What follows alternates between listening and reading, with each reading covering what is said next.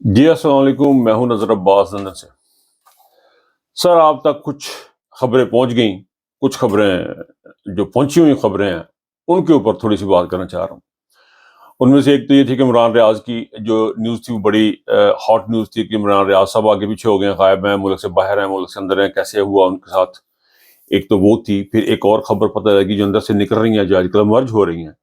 ये जो 26 तारीख को जो सानहा पेश आया इस मुल्क के अंदर, जो बर्बरियत हुई है, उसकी खबरें जो है ना वो अभी अभी आ रही हैं। जो कत्लेआम हुआ है डी चौंग में, उसकी खबरें अभी तक आ रही हैं। उसके और बात करना चाह रहा हूँ। फिर ये एक बड़ी वन ऑन वन मुलाकात हुई है, वन ऑन वन मुलाकात मरियम की और चीफ ऑफ आर्मी स्टाफ की वन ऑन वन मुलाकात हुई है। उसके ऊपर बात करना चाह रहा हूँ। स्टार्ट करते हैं जी अहमद दुरानी साहब से। अहमद दुरानी साहब ने खबर दी है इमरान रियाज के बारे में। उन्होंने जो खबर दी है उसके मुताबिक वो ये है कि इमरान रियाज के ऊपर कातलाना हमला किया गया। उसको प्लान इस तरह किया गया कि कुछ दहशतगर्द थे अपने साथ लेके गए गए। फिर जहाँ पे उनको खबर मिली कि इमरान रियाज साहब यहाँ पे बैठे हैं, तो वहाँ पे वो लेके उन दहशतगर्दों को पहुंचे। प्लान ये था कि इन दहशतगर्दों के साथ उनको गालिबन मार दिया जाए और फिर उनको एक्सपोज किया जाए कि जी यहाँ पे यहाँ पे दहशतगर्दों के साथ मुकाबला था, तो इमरान रियाज दरमियान में आके मारा गया क्योंकि वो इनके पास स्टे किया हुआ था। इमरान रियाज इनके पास छुपा हुआ था। इस किस्म का कोई ड्रामा करने की कोशिश की जाए। अपने जेन में रखें, एक चीज रखें, ये जो खबरें जो अब सुना रहा हूँ आपको, इन खबरों में आप जेन में ये रखें कि मुज़ाकराती टीम जो है पीटीआई की और हुकूमत की, पीटीआई की टीम मुज़ाकरात कर रही है। ये स्टार्ट है, ये फ्रंट पे हो रहा है। और ये बैक पे जो हो रहा है मैं आपको वो बता रहा हूँ। यानी इमरान रियाज को सिर्फ बोलने की सजा दी जाएगी, इमरान रियाज को पकड़ा जाएगा। इमरान, अब खबरें आ रही है कि इमरान रियाज जो है वो मुल्क से बाहर हैं, जो उनकी खैरियत से हैं। अल्लाह पाक उनको अपने हिफाजत में रखे। बताना जब मैं ये चाह रहा हूँ कि ये जो है हुकूमत क्या है, हुकूमत के साथ पाकिस्तान की आवाम इस बात को समझे कि किस हुकूमत के साथ हमारे मुज़ाकरात हो रहे हैं। ये कौन लोग हैं जिनके साथ हम ये मुज़ाकरात कर रहे हैं। ये वो लोग हैं जो बिहाइंड द सीन, अहमद रनरानी साहब की खबर के मुताबिक, बिहाइंड द सीन एक सहाफ़ी के ऊपर कातलाना हमला करवा रहे हैं और उसको प्रोटेक्ट इस तरह करना चाह रहे हैं कि ये इस तरह करते हैं, मतलब ड्रामा करके फिर उस ड्रामे में से एक कत्ल गारत करें, ब्लंडर करें, कुछ भी करें, ये स्टोरी क्रिएट करने की कोशिश करती हैं कि भाई असल कहानी कुछ और थी, क्रिएट कुछ और करते हैं उसके अंदर से। तो इमरान रियाज की सिचुएशन ये बनी। उन्होंने उसके ऊपर कोशिश, लेकिन इमरान रियाज साहब को पहले पता लग गया, वो वहां से निकल गए, बहाफाजत निकल गए, वो किसी और जगह पे हैं। वो जहाँ कहीं भी हैं, अल्लाह पाक उनको अपने हिफाजत में रखे, उसमें नहीं जाते। बात पॉइंट ये है कि ये वो चीजें हैं जो बिहाइंड द सीन हो रही हैं। कर कौन रहा है इस वक्त की? फॉर्म 47 की हुकूमत, ये इलीगल हुकूमत जो है वो ये कर रही है। किसकी मदद से? पाकिस्तान की आर्मी की मदद से, पाकिस्तान आर्मी को जर्नलों की मदद से वो ये काम कर रहे हैं। अच्छा जी, ये तो एक खबर थी। दूसरी खबर जो सामने आई है डी चौक से, वो ये है जी कि तकरीबन 104 लाशें जो हैं वो वहां से उठाई गई हैं। 104। ये जो 12 शहीद, फिर एक 13वां शहीद अब जो हुआ, टोटल 13 शहीद हो गए हैं। ये तो हमें सामने नजर आ रहे हैं। ये तो हमें वो लोग हैं जो सामने नजर आए हैं। इन्होंने वो लाशें वहां से उठाई हैं। उन लोगों को, जो लापता लोग हैं, उनमें उस लिस्ट के अंदर कुछ तो इन्होंने पकड़े हैं, कुछ इन्होंने मारे हैं। और जो मारे हैं उनमें से जो है उन तकरीबन 104 के करीब वो लोग हैं जिनकी लाशों को सुना है कि केमिकल लगा के, ये मुबैना तौर पर ये बातें सामने आ रही हैं। ये चीजें मुसद्दका अभी नहीं है, लेकिन ये चीजें बाहर आ रही हैं और इन बातों में कुछ ना कुछ सदाकत है। सदाकत इसलिए है कि क्योंकि जो जब इन्होंने फायरिंग की है तो लोग तितर बितर हो गए, लोग भागे, दाएं बाएं हुए। और जो गिर गए उनको उठाने वाला कोई नहीं था, और जो मर गए, वहां पे शहीद हो गए, जो कत्ल कर दिए गए, वो वहां पे गिरे। उनको बाद में ट्रकों में उठा के लाया गया, वहां से उठा के कहीं और किसी और जगह मुंतकिल किया गया। और वहां पे केमिकल डाल के उन लोगों को, उन लाशों को, ताकि वो जल्द अज जल्द डिस्पोज ऑफ हो जाए, उनकी शनाख्त खत्म हो जाए, उनका डीए उनका कुछ कुछ पता ना लगे उनका कि वो कौन लोग हैं, कहाँ से आए, कैसे हैं। उन चीजों को उनके ऊपर उन्होंने काम किया। ये दो चीजें बड़ी खतरनाक है सर।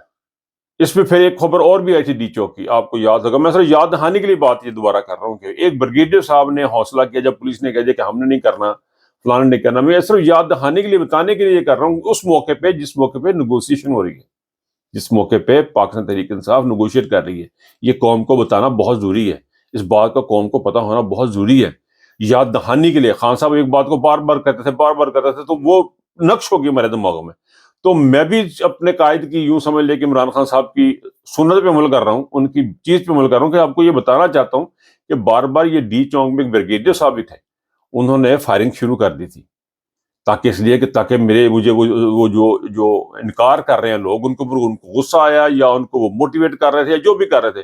تو ایک بریگیڈیئر صاحب یہ ہائی رینک ہے، یہ فوج کا بڑا عہدہ ہے جس نے یہ سٹارٹ کیا تھا.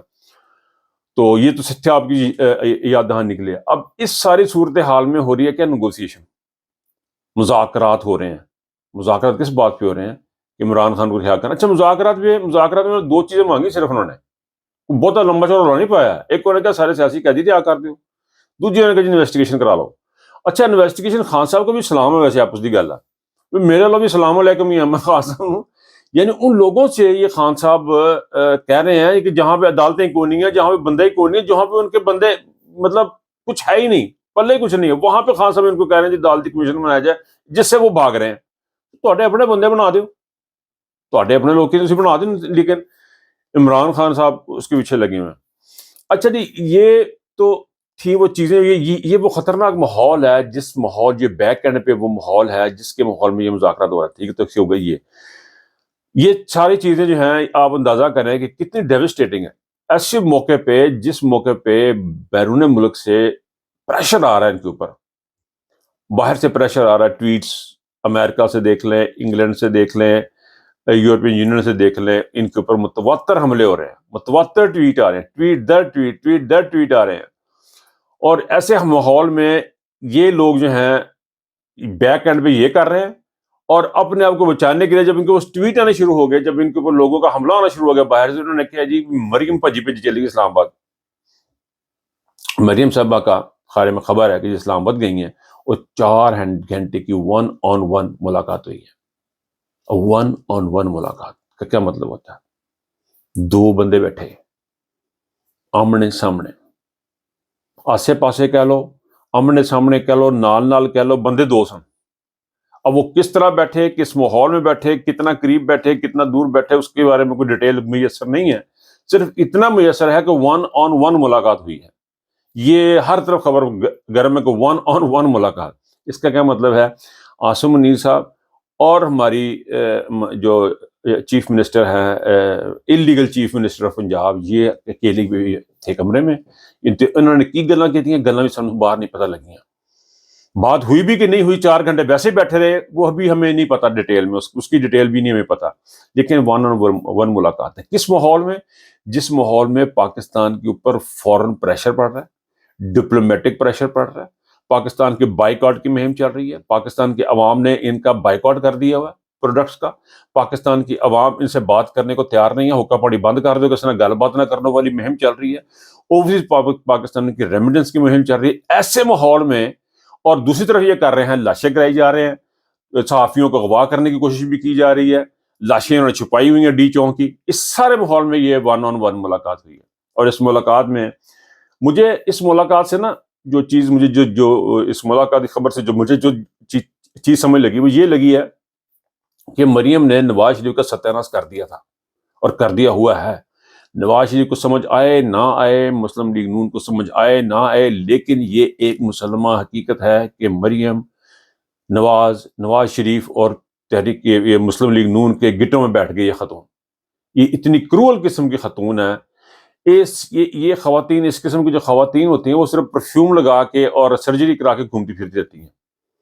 اس کے علاوہ ان کا اپنے مقاصد حاصل کرنے کے لیے، اپنی چیزوں کو حاصل کرنے کے ان کا ذہین ہونا ضروری نہیں ہوتا، ان کے پاس تعلیم ہونی ضروری نہیں ہوتی، ان کا صرف سرجیکل، ان کا چہرہ ہونا ضروری ہوتا ہے. اور پرفیوم ایک خاص قسم کے کچھ پرفیوم ہوتے ہیں جو اٹریکٹ کرتے ہیں چیزوں کو، مردوں کو کہہ لیں، یوں کہہ لیں. اس قسم کا یہ ماحول ہوتا ہے. اسی کے بیس کے اوپر ان کی نیگوسیشن ہوتی ہے، اسی کے بیس کے اوپر سارے ان کی چیزیں ہو رہی ہوتی ہیں. اور اسی بیس کے اوپر پیو نو انا کیتا، پیو نہ پلس یہ سی کہ پیو دی دھی بھی سی، اس کی بیٹی بھی تھی، تو انہوں نے مسلم لیگ نون کو برباد کر دیا. اب یہ 1 on 1 ملاقات جو ہے، مجھے ڈر یہ ہے کہ اگر آرمی کا تو پٹھا بیٹھ چکا، پاکستان کی جو فوج ہے وہ تو ختم ہو چکی، اس کا تو بٹھا بیٹھ چکا، وہ تو تباہ ہو چکی، برباد ہو چکی. لیکن اس 1 on 1 ملاقات میں مجھے اب یہ لگ رہا ہے کہ پاکستان کا ستیہ ناش نہ ہو جائے. فوج تو ختم ہو چکی، پاکستان تھوڑا سا بچ گیا. اب مجھے لگ رہا ہے کہ جس طرف یہ لے کے جائے گی یا لے کے جانا چاہ رہے ہیں وہ لوگ کو، مریم اور عاصم منیر، یہ کنفرم بات ہے کہ اس میں پاکستان کے بچنے کے بہت کم چانسز ہیں. ایک بات میں اگلے ولاگ میں کرنا چاہوں گا وہ یہ کہ پاکستان کی تحریک انصاف کی لیڈرشپ کا کیا رول ہونا چاہیے، اس کے اوپر میں ذرا بات کرنا چاہوں گا. لیکن یہاں پہ یہ بات ختم کرتا ہوں آپ لوگوں کے لیے کہ عمران ریاض کی سٹوری کو دیکھ لیں، 104 لاشوں والا معاملہ دیکھ لیں، یہ باہر سے جو پریشر آ رہا ہے اس کو دیکھ لیں. اس معاملے میں کیا ہم اس حکومت کے اوپر، اس مذاکراتی ٹیم کے اوپر، اس فوج کے اوپر اعتماد کر سکتے ہیں؟ ان کے اوپر ٹرسٹ کیا جا سکتا ہے؟ اسی سوال کے ساتھ میں آپ سے اجازت چاہوں گا. اپنا بہت خیال رکھیے گا. اللہ حافظ.